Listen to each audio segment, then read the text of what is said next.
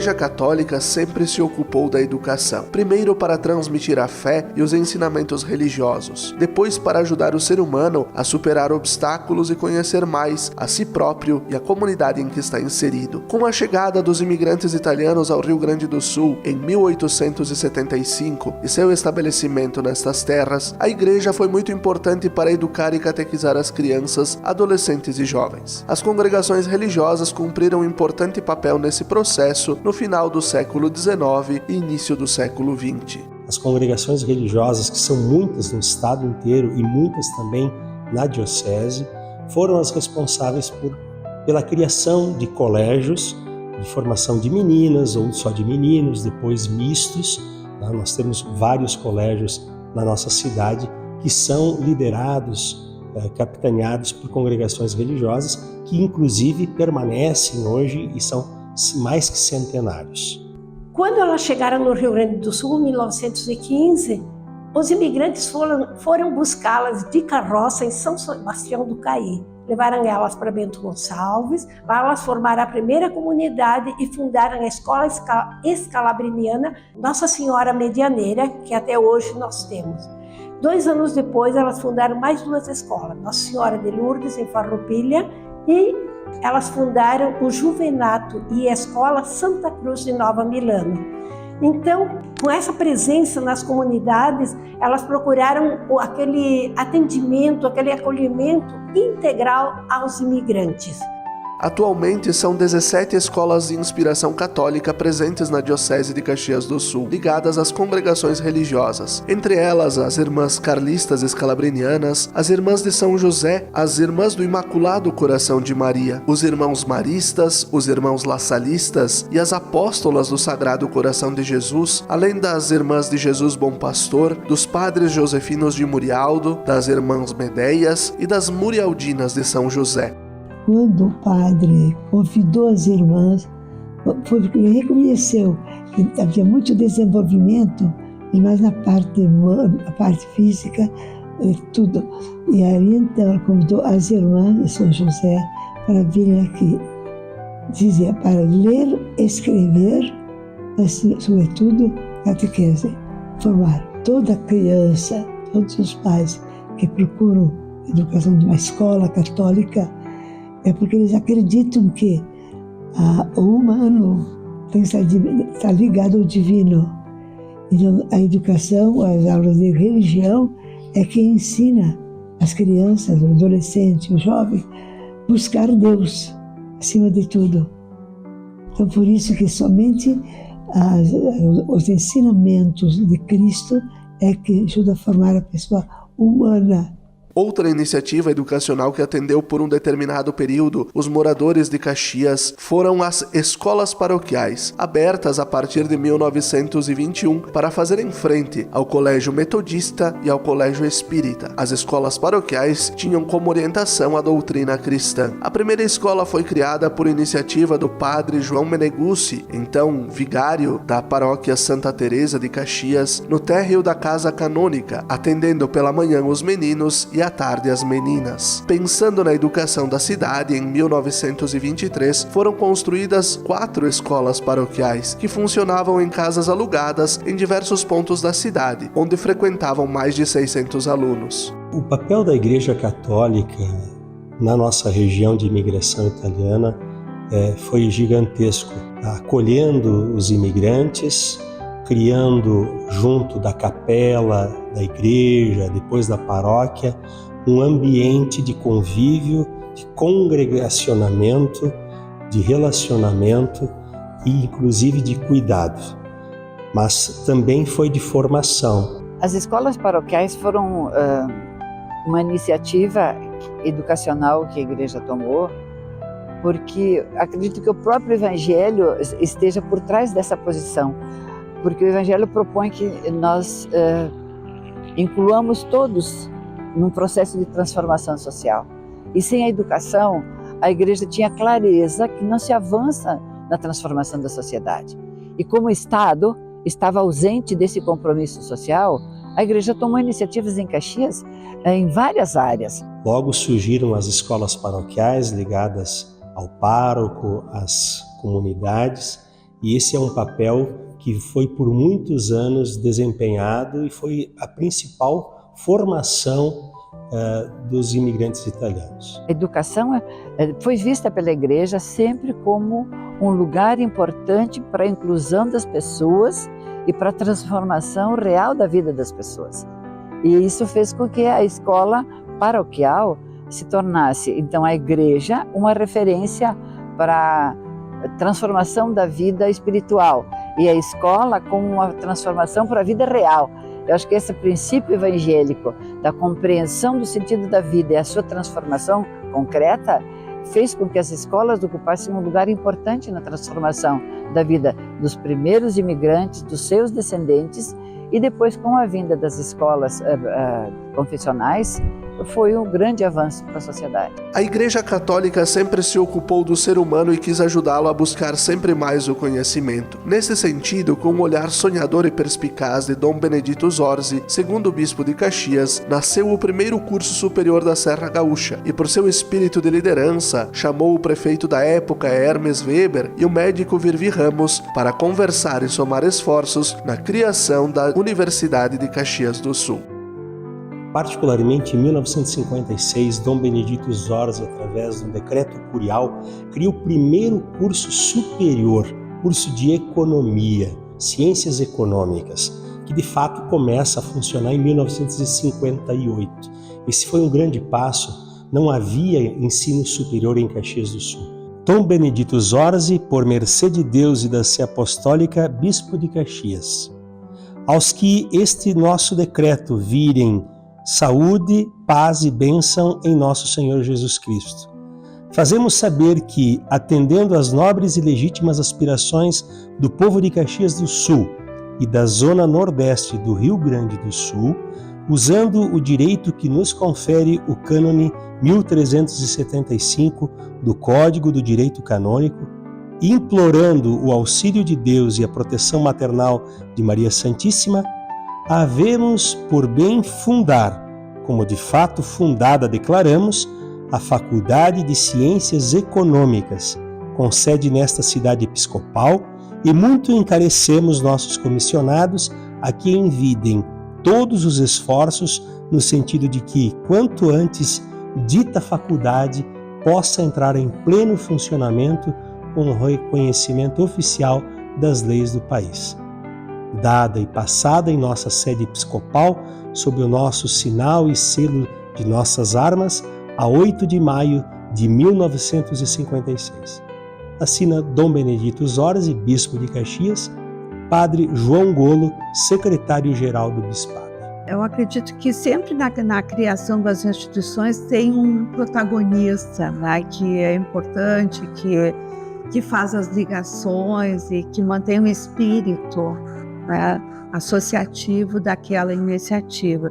Eu diria que o Dom Benedito Zorzi teve isso pela cidade, né?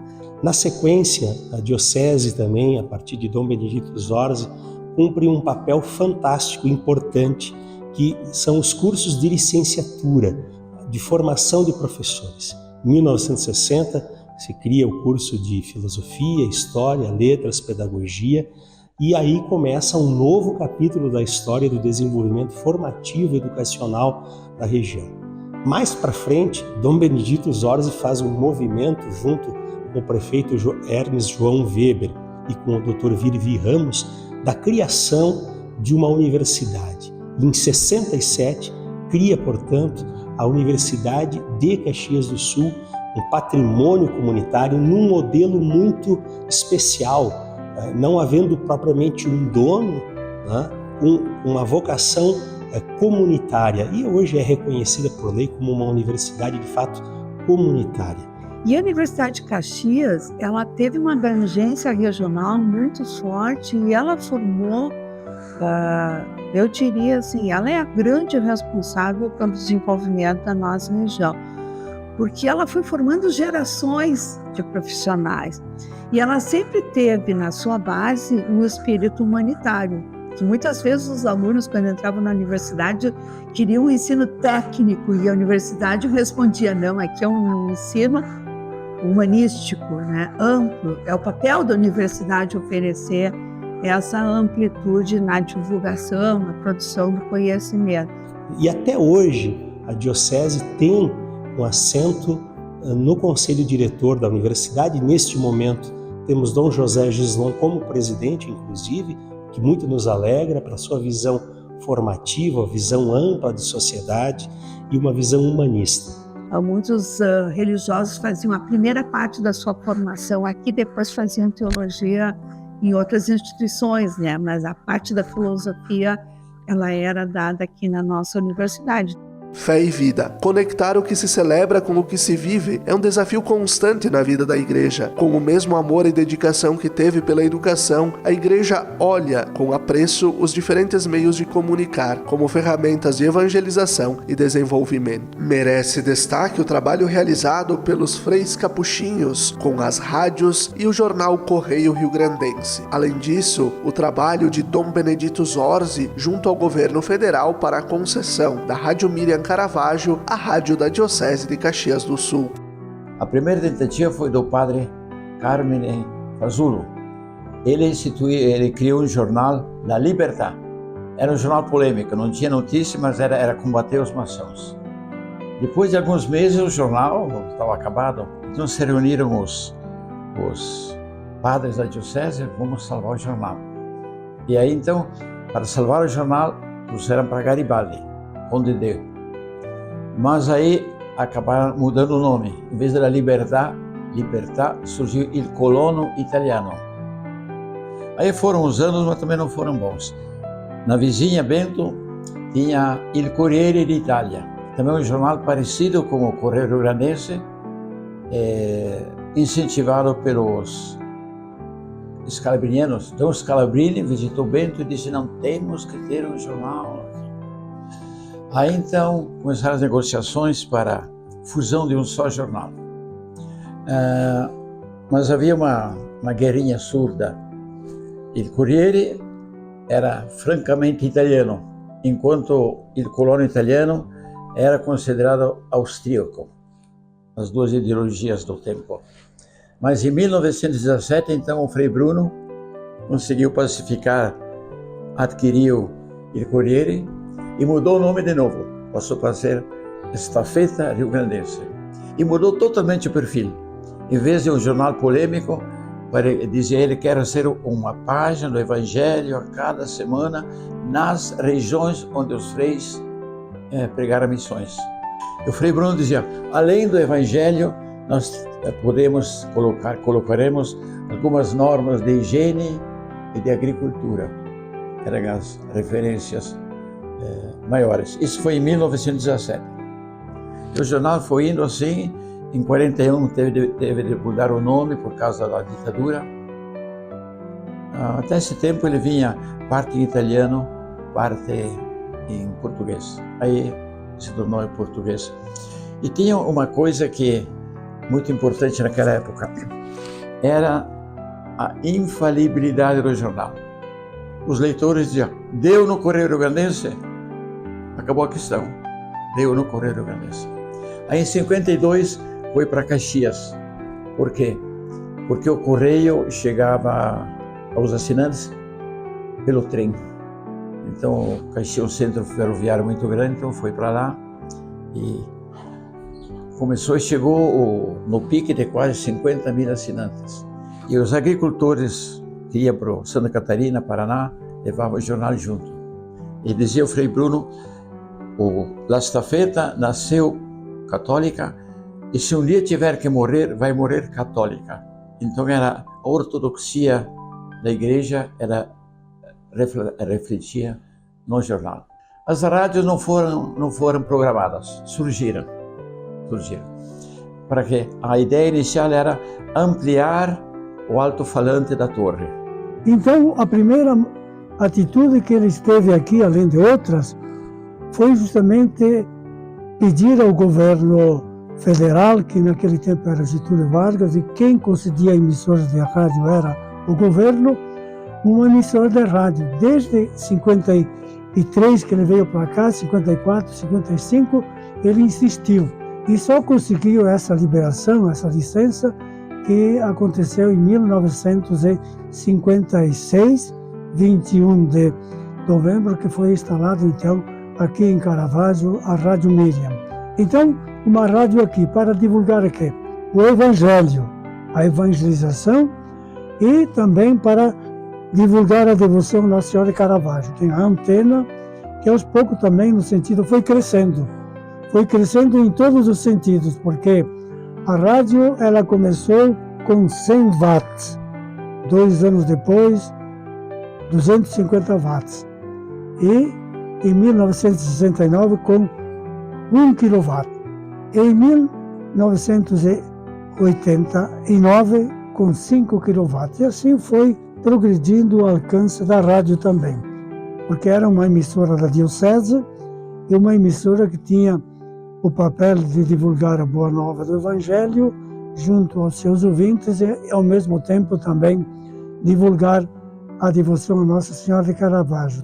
Tanto isso é verdade que a afluência ao santuário, os devotos foram aumentando aos poucos, né? E nós temos o resultado no presente momento que este meio realmente ajudou muito a devoção a Nossa Senhora de Caravaggio. A amplitude das rádios, elas continuam ainda presentes no mundo de hoje, mesmo que nós tenhamos, por exemplo, a internet, os celulares e assim por diante, o receptor de rádio que nós carregamos conosco, que levamos no automóvel, mas ao mesmo tempo o próprio aparelho do celular, ele se torna também um receptor. Quando nós queremos sintonizar uma emissora, podemos sintonizar uma emissora que está longe daqui, no outro lado do mundo, na Europa, nos Estados Unidos e outros lugares do mundo, porque isso facilita, mas a rádio ela continua desempenhando a sua missão, presente na vida de cada pessoa, porque essa missão que a rádio assumia um século atrás, ela continua enfrentando os desafios do mundo atual, dos seus ouvintes, que também tem uma maneira diferente também de viver e de estar em sintonia com tudo aquilo que vai acontecendo no mundo. E os acontecimentos que estão acontecendo no mundo, eles se tornam presentes na vida dos seus ouvintes no momento praticamente que acontece. Então, o trabalho de fazer com que a Rádio Miriam assumisse um papel diferente em FM, frequência modulada. É um trabalho que foi iniciado em 2009 e progressivamente foi sendo ajustado, e aconteceu há 2 anos atrás, né? Em 2022 é que nós conseguimos fazer com que obtivéssemos um canal. O Jacob Hoffman, então Frei Capuchinho, eles são da comunicação, estavam levando esta missa gravada nos estúdios da UX TV. A gente ajudava de vez em quando, ia celebrar lá. Ela foi deixando e ofereceu, pediu para a gente continuar a levar, já que a gente ajudava com gosto. Então assumimos. Foi um tempo bonito, só que era gravada, não é a melhor coisa, sem beber até, né? Não gosta. Mas não tinha jeito. Por isso, depois, com a chegada de Dom Alessandro, isso é o grande mérito de Dom Alessandro. Acompanhe pela UX TV a mais tradicional manifestação de fé da região nos domingos de manhã. Missa Dominical, direto do Santuário de Nossa Senhora do Caravaggio, em Farroupilha. Logo após, acompanhe a palavra do Bispo Diocesano de Caxias do Sul. Missa Dominical, ao vivo às 11 da manhã. Na UX TV, canal de identidade. E o Dom Alessandro patronou e conseguiu, né? Que fosse do santuário e ao vivo, e também para mais regiões, para mais pessoas, mais lugares, né, do que aqui só. O Rio Grande do Sul saúda sua Rainha Maria, Mãe de Deus, Mãe da Igreja e Mãe da Canção Nova. E aos domingos, que é dia do Senhor, você reza conosco, a partir das 17 horas, direto do Santuário de Nossa Senhora de Caravaggio, em Farroupilha, a Santa Missa Dominical. Canção Nova, Rio Grande do Sul, cada vez mais próxima do coração dos gaúchos. Em 1984, na celebração dos 50 anos da Diocese de Caxias do Sul, a pedido de Dom Paulo Moreto, terceiro bispo diocesano, nasce a Pastoral da Comunicação com o objetivo de reunir e organizar a ação da Igreja Católica com os seus veículos de imprensa, sobretudo o rádio, bem como com os meios de comunicação presentes na sociedade. Em 1984, Dom Paulo Moreto, bispo diocesano, junto com a coordenação de pastoral, na época o padre João Panassolo, viu também a necessidade de ter uma equipe. Então essa equipe formada pelo padre João Panassolo, o padre Johnny Bonato, os seminaristas Hélio Menegusso, Renato Ariotti e uma jovem Maria do Carmo Chesini.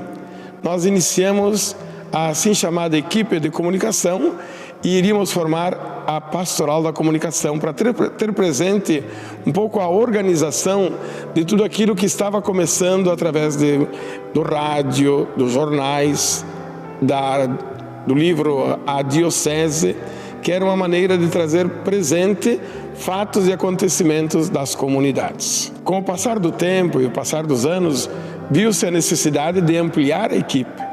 Então, começou-se também com outras pessoas, então aí estava o padre Paulo Gasparetto, que foi coordenador dessa equipe por muitos anos. E uma das atividades expressivas era a gravação e a execução do programa chamado Voz do Pastor, que era transmitido por 4 emissoras na época.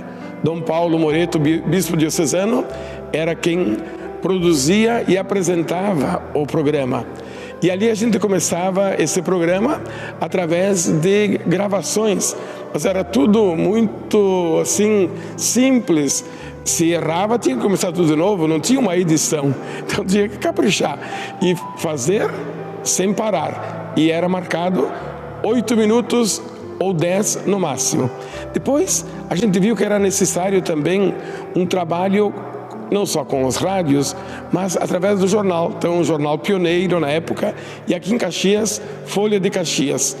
Todas as segundas-feiras, na Folha de Caxias, havia uma página ou um texto próprio da Diocese de Caxias. Mais tarde, aparece uma figura que é o professor Ivo Adamati. E o professor Ivo nos ajudou na organização deste jornal Diocese em Comunicação. Dom Paulo dizia, nós temos que ter um jornalzinho, um jornal, onde impressos devem ser os fatos do mês, ou da diocese, ou do ano, porque devemos marcar, guardar a história da nossa diocese.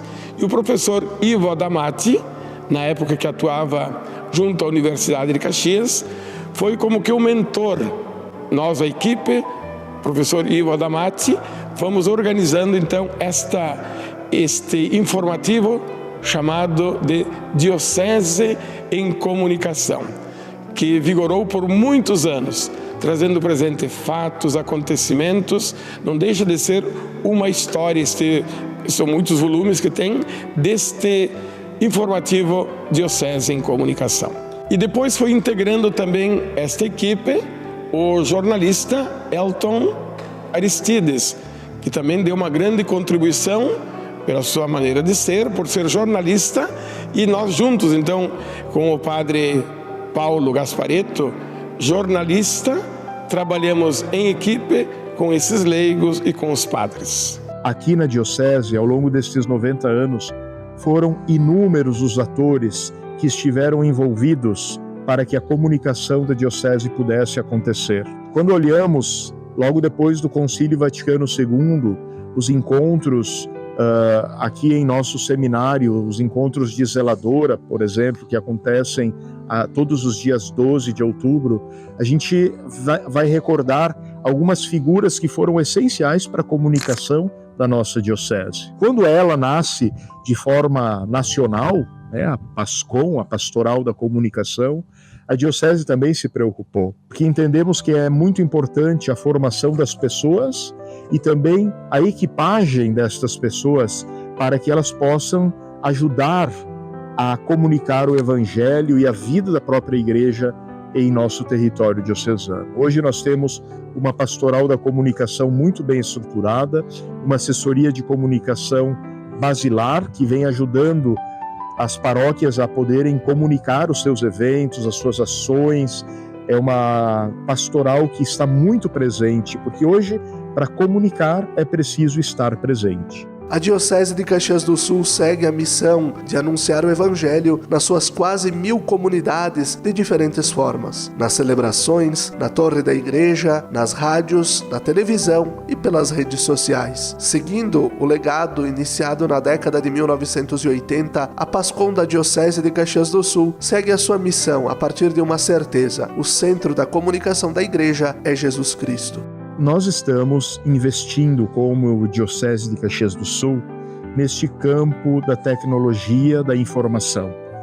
É muito importante, como Diocese, nós caminharmos com a realidade que nos circunda, especialmente no aspecto da cultura e também das inteligências artificiais, né? Nós precisamos de verdade investir em pessoas, investir em equipamentos e possibilitar que a mensagem da verdade seja comunicada.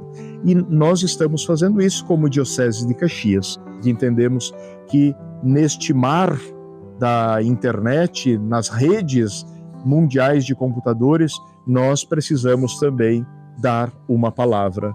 E a PASCOM de nossa Diocese vem trabalhando muito, com muito empenho, muito esforço, para dar conta desta grande missão. Na vida é importante ter raízes e asas. As raízes são a nossa história, o nosso início. Então, 84 a 40 anos atrás, nós víamos mais ou menos algumas coisas tendo presente a comunicação. Asas, sonhos, é isso que aparece agora. Este jeito novo de comunicar, um jeito simples, mas que toca a todos. E, queira ou não, os jovens precisam ser chamados. A eles deve ser tocada também essa mensagem do Evangelho e as nossas mensagens da Diocese e através da Diocese em comunicação. Isso que estamos fazendo, todos esses relatos, deve-se à pastoral da comunicação. Todo este histórico, esse trabalho de resgate dos 90 anos, deve-se à comunicação. A educação foi e continua sendo prioridade na igreja, seja dos pequenos, dos adolescentes e jovens ou dos adultos. Mais do que isso, a transmissão da fé segue como desafio nesses tempos modernos. A igreja quer, sempre utilizando dos meios disponíveis, educar, conectar e comunicar para ajudar, inclusive, a cuidar da saúde dos que mais precisam.